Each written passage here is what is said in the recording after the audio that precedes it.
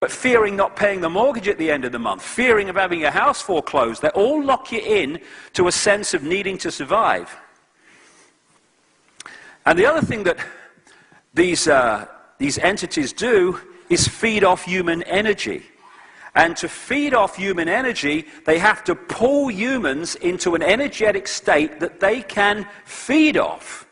If you're in a state of harmony, they can't feed off it because never the twain shall meet vibrationally. So they pull us, or seek to pull us, into a state of disharmony, of stress, of fear, of conflict, of aggression, of anger and all the rest of it, because that's pulling us into an energetic state that they can then feed off, because that's their energetic state.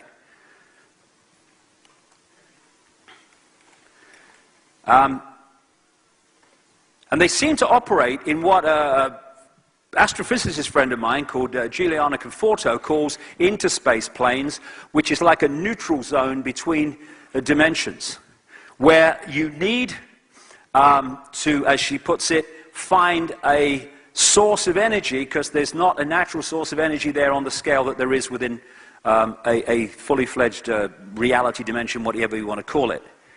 And I said to Credo Mutwa, do you have anything in your culture that relates to interspace planes, these neutral zones? He said, oh yes, he said, we call them the heaven between heavens. He said, that's where the Chitahuri are. And so that takes them so close to visible light and the reality that we're experiencing. And what they're doing is feeding off human energy by manipulating us into an energetic state in which they can feed off, and also to keep us in mind and not open to consciousness. Years ago, last time I came to Australia, I had a strange experience. I spoke in Sydney, and afterwards I was introduced to this Freemason who said he was 33rd degree or something. He wanted to meet me, and because he wanted to know how I knew what I knew. He said, how do you know that? You're not supposed to know these things. So anyway, I met him, and he said, I said, I'm a good Freemason, he said. I'm trying to fight some of the bad things. I said, okay. He said, if you come to Canberra, he said, I'll show you around Canberra, and I'll show you the Freemasonry imagery. So, okay, I'll go. So I went to Canberra, and I met this guy, and he showed me all around the Parliament building and all the street plan around there and all the rest of it. And then he took me into the War Memorial, the War Museum Memorial in Canberra. And my God, it is ablaze with Illuminati and reptilian symbolism. And when you go into the part where the unknown soldier grave is, on the four corners and the pillars are depictions of soldiers, men and women, and then you've got the light coming up from the top of their head going up, and you've got a reptilian figure sitting above that, almost policing the connection to out there, and this satanic symbolism and all this stuff. And when you look at the sponsors of the War Museum, a number of them are like a who's who of the Illuminati in Australia, according to this guy. Anyway, I'll tell you what he said to me. He said, we need to get you some money. I said, what do you mean?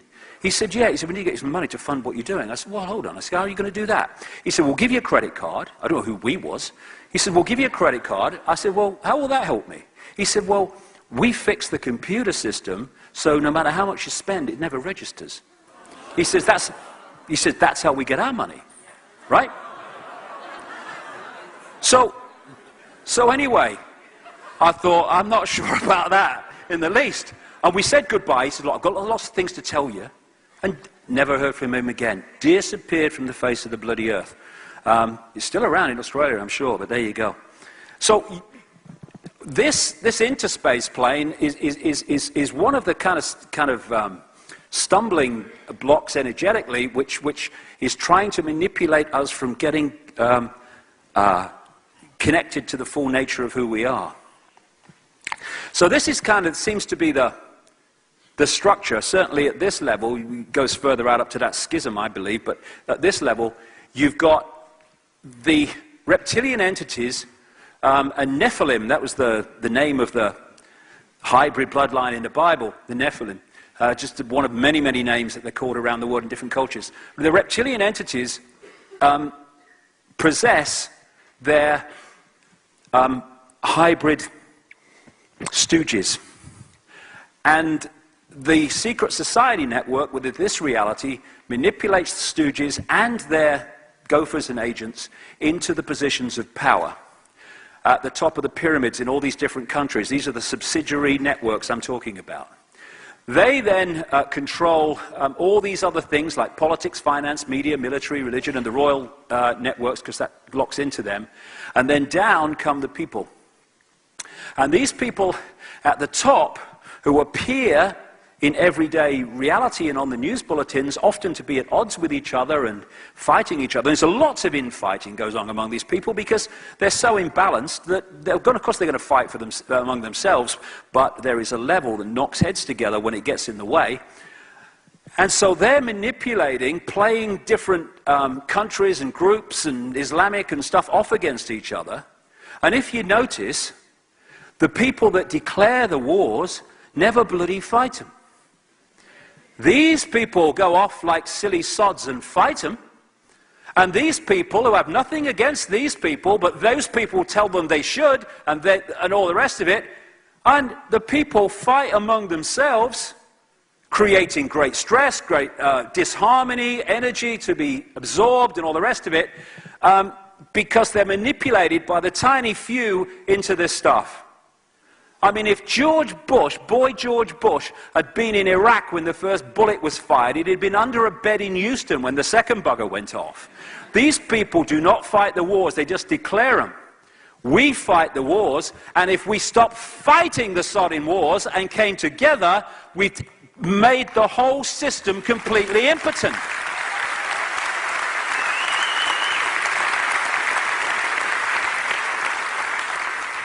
So these are schism people coming down the levels of reality. And they feed off the energy that we generate through our states of emotional and mental states, and they manipulate that. Now, the one energy they can't take, the many energies they can't take, that they're in harmony, but what we call love, the energy of the heart, no way they want anything to do with that. They can't cope with it, and they can't sync with it, and they want to shut that energy off, and that's what they do by manipulating society and playing us off against each other. There's a guy called Mr. Emoto, a Japanese researcher I spent a long time with, spent a whole weekend with once in London. We actually wrote a book together, funnily enough, just not writing, but just talking and it all being translated. And he's famous for filming water crystals where he has put the water in contact with various vibrational states, and indeed just writing love on the side of the container, or hate, or putting a mobile phone on it, or whatever. And what he then does is, and I've seen his laboratory and stuff in Tokyo, he freezes it very, very quickly. And what is then captured in the water crystal is the vibration of the love written on the side, because you write love, generates love, if that's the motive of writing love, hate, all the rest of it. So that is what a water crystal exposed to words of love and appreciation looks like. This is what a water crystal looks like when it's exposed to hate. Now, that's the world before the schism. This is the world afterwards. And it's this energy that represented by that crystal that these guys want us to produce, and the operations, the level that they operate on themselves. So we need to be very careful about the way we talk to each other, the way we express things, because if you can put the word love on the side of a container of water and create that difference, or hate, imagine what we're doing to the energy field and our own individual energy fields as we interact when we are hurling abuse at each other. But that's what these guys want. They want to conflict, schism, break up. The society is just a manifestation of that schism.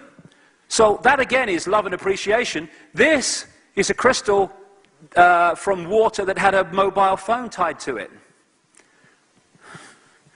And everyone's got a mobile phone. Oh, got a mobile phone. Ever so convenient. Yeah, they burn my brain. It's good.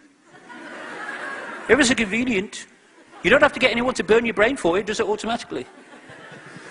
So the idea, and my God, have they succeeded up to this point, is to turn humanity at war with itself.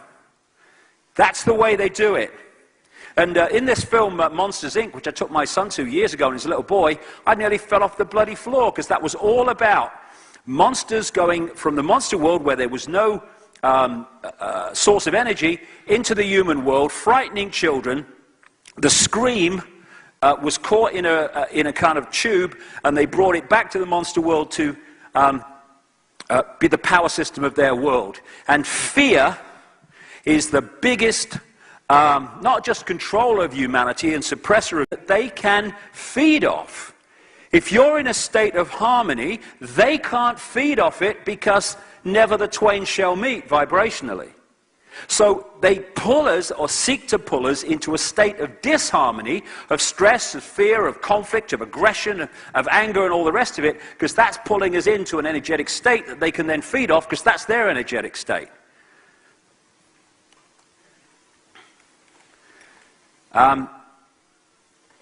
And they seem to operate in what an astrophysicist friend of mine called Giuliano Conforto calls interspace planes, which is like a neutral zone between dimensions, where you need to, as she puts it, find a source of energy, because there's not a natural source of energy there on the scale that there is within a fully fledged reality dimension, whatever you want to call it. And I said to Credo Mutwa, do you have anything in your culture that relates to interspace planes, these neutral zones? He said, oh yes, he said, we call them the heaven beyond. But fearing not paying the mortgage at the end of the month, fearing of having your house foreclosed, they all lock you in to a sense of needing to survive. And the other thing that these entities do is feed off human energy. And to feed off human energy, they have to pull humans into an energetic state between heavens. He says that's where the Chittahuri are. And so that takes them so close to visible light and the reality that we're experiencing. And what they're doing is feeding off human energy by manipulating us into an energetic state in which they can